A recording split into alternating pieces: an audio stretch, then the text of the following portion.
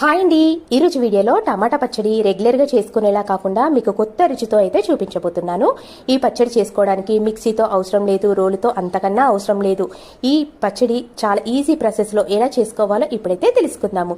ప్యాన్లోకి కొద్దిగా ఆయిల్ తీసుకొని టమాటా ముక్కలను ఒక 5 నిమిషాల పాటు మగ్గనివ్వాలి. 5 నిమిషాల తర్వాత టమాటా మీద ఉన్న తొక్క మొత్తం తీసేసి గరిటెతో మెత్తగా చేసేసుకోవాలి. ఇప్పుడు మనము దీన్ని మిక్సీలోకి కానీ రోట్లోకి వేయాల్సిన అవసరం లేదు. ఇలా మెత్తగా చేసుకున్న పేస్ట్లోకి కారము, రుచికి సరిపడా సాల్ట్, సన్నగా కట్ చేసిన ఉల్లిపాయ ముక్కలు, పచ్చిమిర్చి వేసుకొని స్టవ్ అనేది చిన్నగా పెట్టుకొని ఇంకొక 5 నిమిషాల పాటు మగ్గనివ్వాలి. ఇలా 5 నిమిషాల తర్వాత చివరిగా కొత్తిమీర వేసేసుకొని పోపు వేసేసుకుంటే సరిపోతుంది. పోపులోకి కొద్దిగా ఆయిల్ తీసుకొని ఆవాలు, జీలకర్ర, ఎండుమిర్చి, వెల్లుల్లి, కరివేపాకు వేసుకొని టమాటా పచ్చడిలోకి వేసేసుకుంటే అయిపోతుంది. టమాటా పచ్చడి అయితే రెడీ అయిపోయింది. ఈ పచ్చడి వేడి వేడి అన్నంలోకి నెయ్యి వేసుకొని తింటే చాలా అంటే చాలా టేస్టీగా ఉంటుంది. ఒకసారి మీరు కూడా ట్రై చేయండి. ఎలా కుదిరిందో కామెంట్లో తెలియజేయండి. మీకు నచ్చితే లైక్ చేయడం అస్సలు మర్చిపోవద్దు.